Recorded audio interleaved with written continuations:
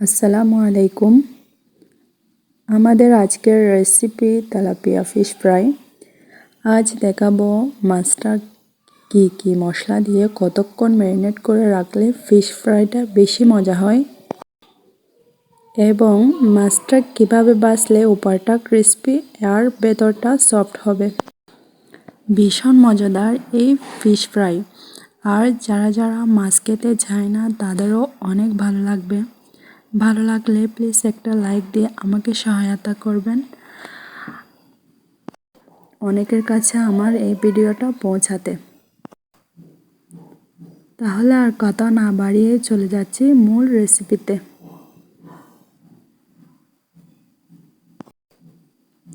এখানে আমি মিডিয়াম সাইজের আস্ত একটি তেলাপিয়া মাছ নিয়েছি। কেটে কুটে সুন্দরভাবে পরিষ্কার করে নিয়েছি।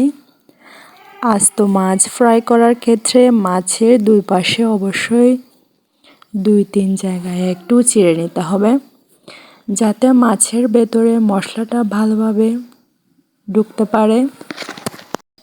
চলে যাচ্ছি মাছটা ম্যারিনেট করতে।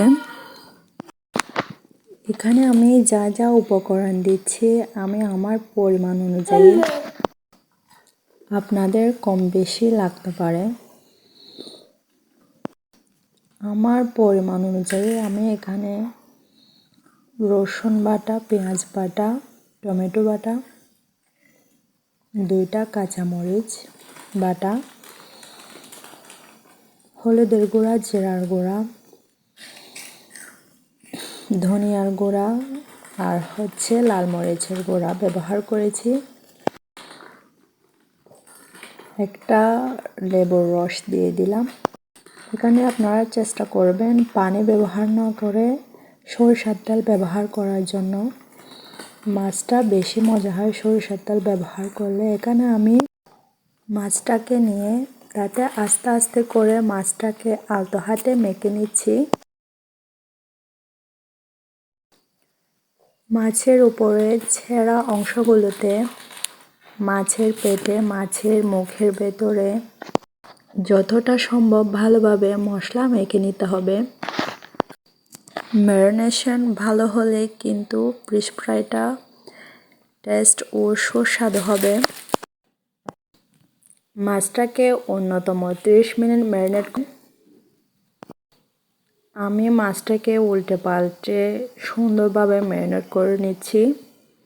আপনাদের কাছে যদি সময় থাকে 1-1.5 ঘন্টাও ম্যারিনেট করে রাখতে পারেন।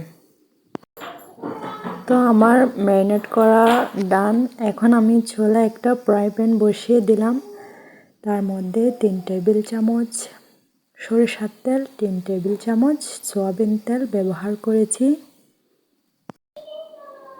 তেলটা গরম হয়ে আসলে আমি ফিশটাকে এখন ফ্রাই করতে তেলের ভেতর দিয়ে দিব। চুলার আঁচ মিডিয়াম আছে রাখতে হবে। মাছটা একটু বেশি তেল দিয়ে ফ্রাই করার কারণে মাছটা বেশি ক্রিস্পি হবে।